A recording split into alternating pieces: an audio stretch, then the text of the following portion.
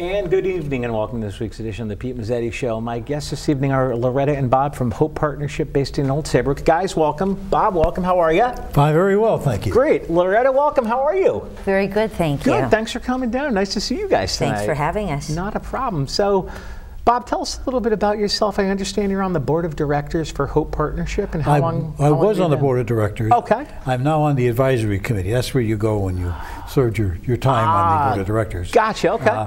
And I am a retired residential builder developer. Oh, nice. And that's the expertise that I try to bring to the table. All right. And Loretta, tell us a little bit about yourself and how long you've been with the organization. I've been with Hope for about 4.5 years now, okay. And I'm the operations manager, basically keeping everything running. Mm-hmm. It's a small organization. I'm the only staff, and basically keep things running and keep things moving along. Cool. You like it? I love it. Yeah. Yes. Now tell us a little bit about the organization and exactly what you guys do. Okay, Hope is an organization that educates, advocates, and develops affordable housing options for individuals in the shoreline area. People that typically we are looking to help are the retail workers, starting teachers, starting police officers, individuals who may not be making as much as the average median income is in the town. Okay. And Bob, do you have anything you'd like to add? Well, we're supported by private donations, but we were initially the United Way, and then continuing with the United Way. Middlesex United Way has been a strong supporter of Hope. Okay. It was a new venture for them because usually they work with operations that are ongoing and have been ongoing. Yeah. And Hope was new. They took a chance on Hope, and I think it's paid off in spades. Very nice. So things are going well with your partnership between you guys and the United Way? Oh yes, very much so. So I want to get a little plug in for the United Way. Absolutely. But they deserve it. They really do. Absolutely. They're very worthwhile, and they're actually a great organization. Matter of fact, I talked to Kevin Wilhelms today. Kevin's going to be on with me very soon. Really? Yeah. Good for that. He's a good guy. Yes, he is. And what types of events do you guys do? As far as fundraising? Basically, we have two main events during the year. Okay. The next one that's coming up will be in April on the 25th. Okay. And we call that a friend raiser. And it's say it again carefully.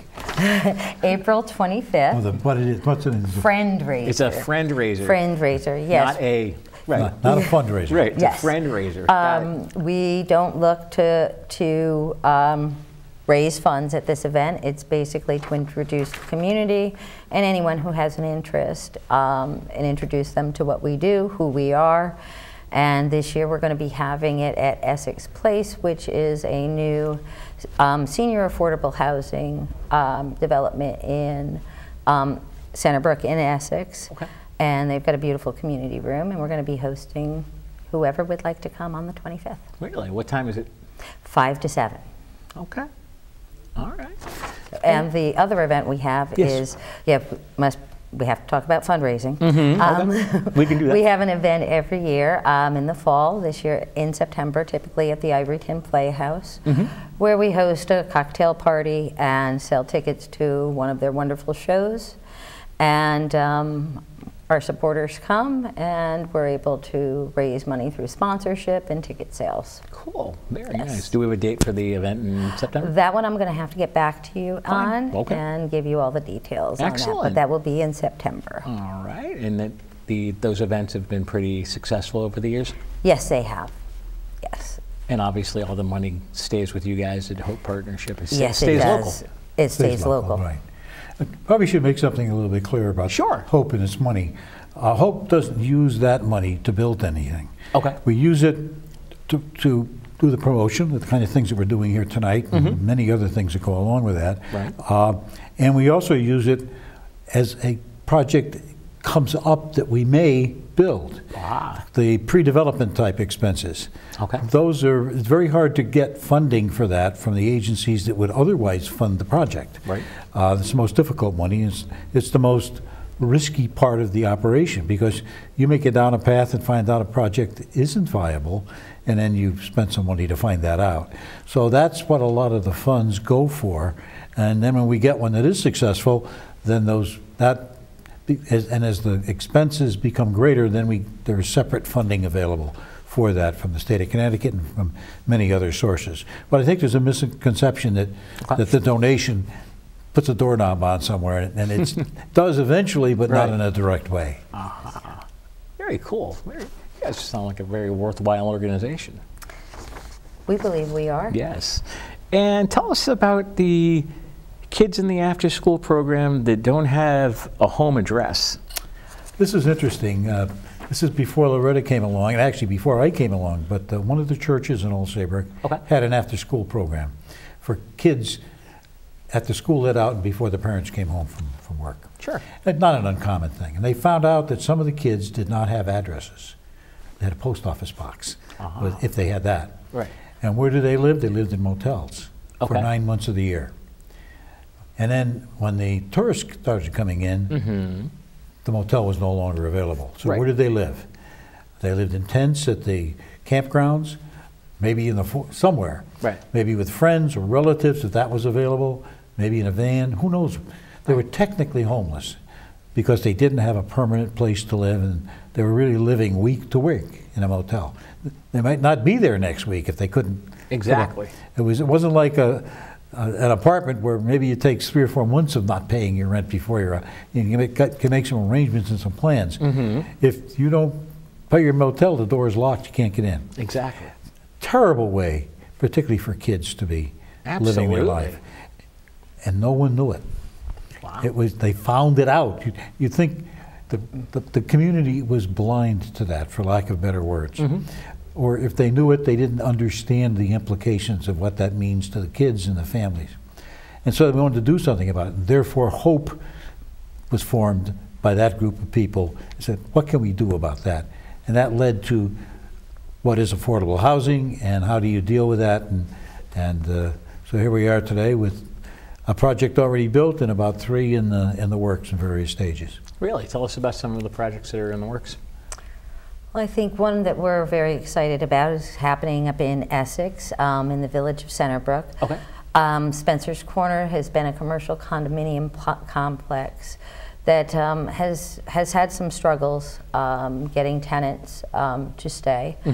And they approached us a few years ago about working together. And we are right now, we've received zoning approvals, we've received fundings, and we're going to be turning the 2nd and 3rd floors of the complex into 17 affordable housing units. Very cool. There'll be apartments, and they will be, it's exciting. And then on the 1st floor, there will still be the commercial and the retail businesses and an office space.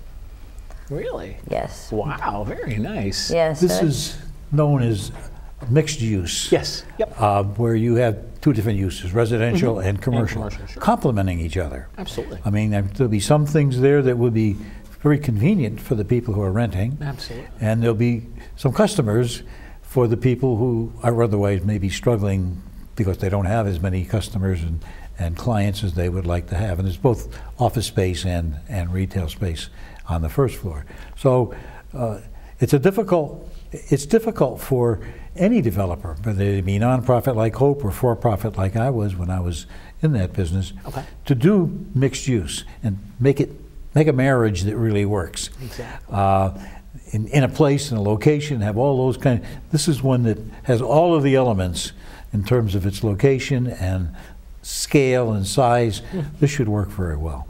And how are things coming along with the project? Very good. We've been fortunate. We've received support from the town. You know, the zoning, it was unanimously approved over the summer, so we're excited because now we're, you know, it's a very slow process. Oh yeah. But worthwhile, and we're very excited because we're hoping that this year we will be breaking walls. When do we think we're going to start breaking? Oh goodness, most like I want to say toward the end. Yes.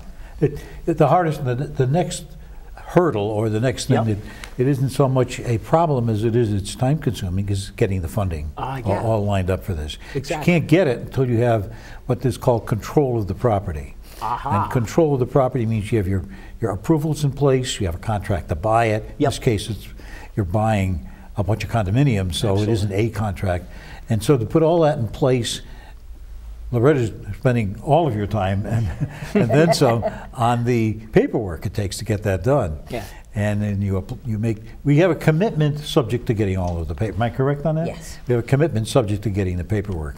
But subject to getting the paperwork, getting that done is, I'm not going to get into the weeds on this, but just believe me, it's one of those things you don't want to do unless you have to. I was going to say, it's probably very time consuming. Oh, there's so much stuff you have to get to put in the file, so to speak. Of course. Now, once the paperwork is done and you guys break ground and what's going on, how long should it take start to finish for the completion of the project?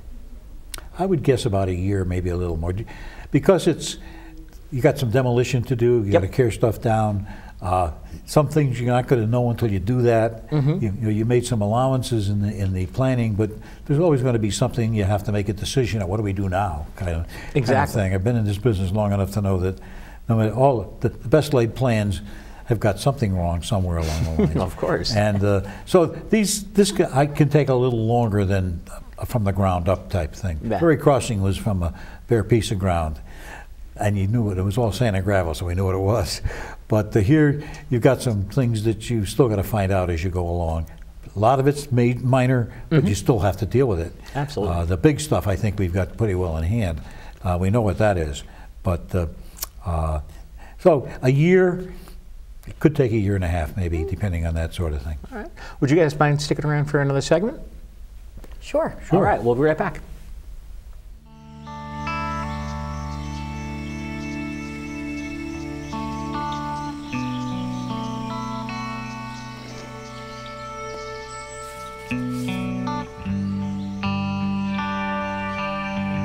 This is the moment I knew his future had no boundaries. There are some moments only the forest can inspire. Find yours at discovertheforest.org. It's a beautiful day out here, sunny today with light breezes, giving way to clouds in the afternoon. We could see some light precipitation to moderate precipitation later on, followed by powerful storm-like conditions. 90 miles per hour winds are expected. Authorities are asking everyone, stay indoors. Come on, that's it, let's go.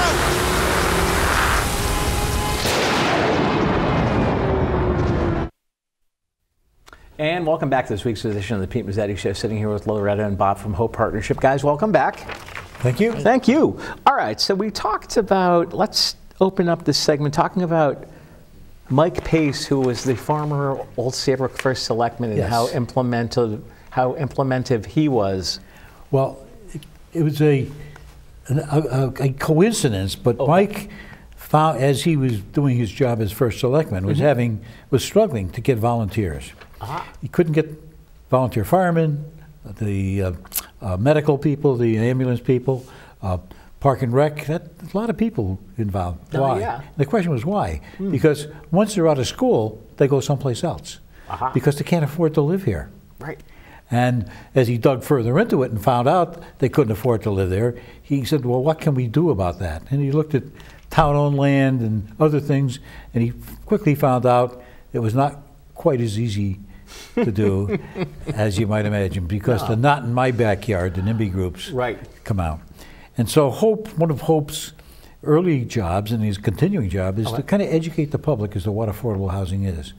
And remind them that it's probably your son or your daughter or your grandson or your granddaughter, or it could even be your mother and father, who fits the description that we're talking about. Right. And I would invite people to go out to the Hope website. You're going to give that on your screen somewhere. Yeah, we can certainly do that. There's a video on there. Search around for it. Okay.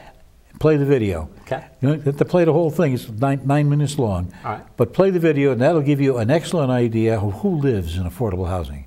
We thought it was very important to get rid of the stereotype images that gets attached to that word, affordable housing. Oh, okay. And this video, and others have done similar videos. Partnership for Strong Communities has been a big advocate of that. Okay. And we kind of plagiarized some of what they did, but we did it with the real people that are really in ferry crossing and other things that we've done. And so if you can identify with that, and that people that are in that video could be any of the folks I spoke about just a moment ago. And finally, when the public makes that attachment, yep, they begin to realize it isn't their problem, it's our problem. Right. And what can we do to help? One of the things you can do is get out of the way. Exactly. In some cases.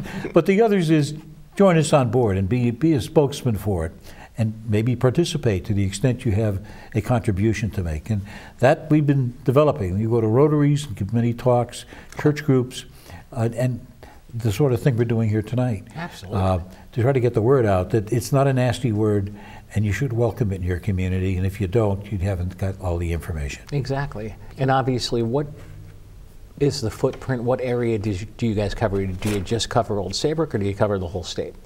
We cover the shoreline area. Okay. We'll go basically pretty much as far as Madison. All right. And then the surrounding counties will go up as far as Haddam, sure, then over into Old Lyme as well, and all the communities in between. So that's, you know. Wow, you guys have a pretty big, yes, pretty big footprint. Yes, we do. We've met with planning commissions and zoning commissions to try to get them to understand what they can do to help the situation along. Okay. So we've tried to touch the various, identify the obstacles and try to overcome those obstacles, whatever they may be. And most of it is just getting people to understand what it's all about. Exactly. And how do you guys get the word out, word spread about the organization, exactly who you guys are and what you guys exactly do? Well, the fundraiser, I think, is one of the best ones, because we have we developed a good long list of people to come and hear what we're doing. Right. And they know a lot of people. Yeah. So it becomes the objective people of that invite is people who invite people who invite people. That's exactly right. Gotcha. And the more community groups that we get in front of, you know, the bigger audience, and that way more people will understand that very often the people that we are serving are already within our community. They are already here, they're working here, and we'd like them to be able to live within our communities. Exactly, and I'm assuming you guys have dealt with the Community Foundation Middlesex County? Yes, we have. We have great group. And they've just recently awarded us a grant, which we are very appreciative of. Yes. Hey, congrats. Yes, Cynthia Clegg, who's their executive director, is actually a frequent guest with me. She is. I've known her for a long time. She's a wonderful person. We when I met her, we joked because she was teaching when my son was in the second grade, one of my sons, and she remembers him fondly, not quite as fondly as I remember him when he was in the second grade. Right, exactly, exactly. But nice to get together with someone who there's a connection there, and she's a great gal. Exactly, and like we were talking before, we actually have another connection through Jim Crawford, who's on your board of directors. Yes, he is. Jim is a very active great member guy of our board, and is wonderful. He's very supportive and a super help. Exactly. How many people are on your board? We have, I believe, right now 14 board members. Wow. Yes, and we have, you know, bringing various expertise to the organization, which is definitely appreciated, and they are all very hands-on and very helpful. They are very helpful. It's a working board. It isn't just a. It's not a board that you sit around and. Now they don't come in and rubber stamp. Yeah, right. Exactly. They really work. They put time in and effort in and expertise, and even when you're off the board, we keep you around and bring you to TV interviews. Exactly. They can't get rid of you. Can't get rid of me. But they can't get rid of you, Mike.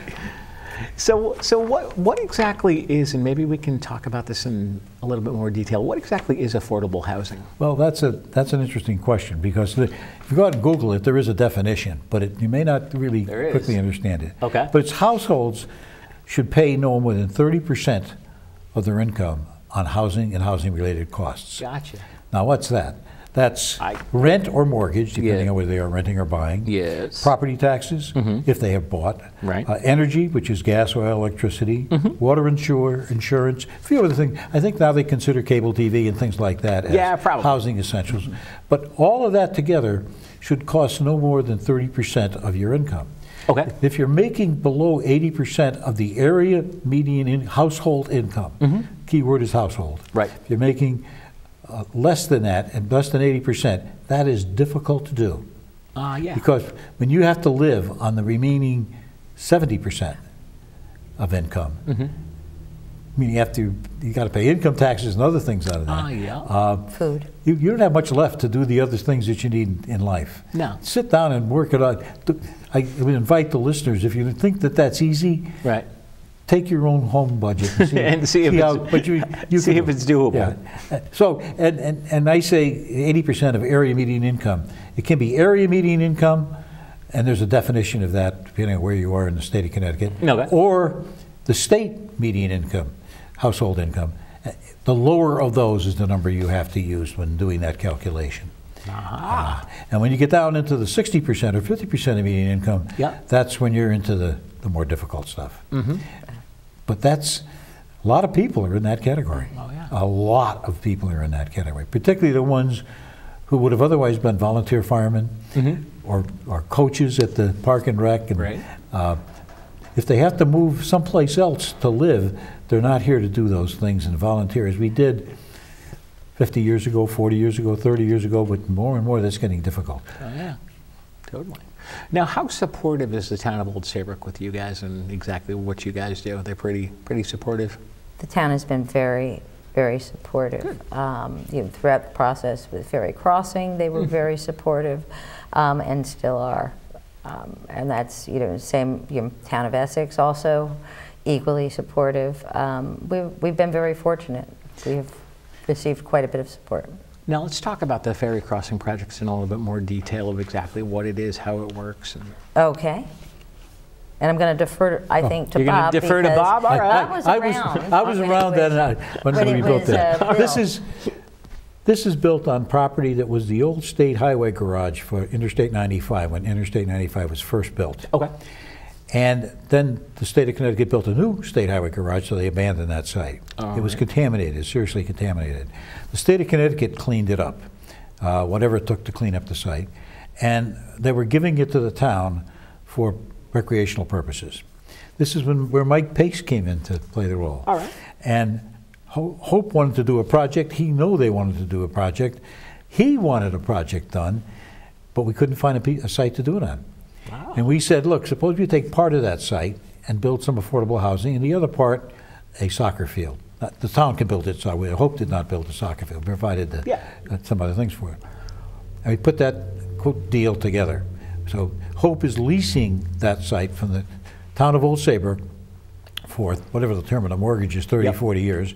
And then we got financing from the state of Connecticut and the Federal Home Loan Bank to build the project, and partnered with the Women's Institute as the development partner. Hope was really not a experienced builder developer. I was experienced, but only as a board member. Right, exactly. And they had done this kind of thing before. It had the reputation, had the pocketbook to deal with that. Right. But they had the expertise mainly.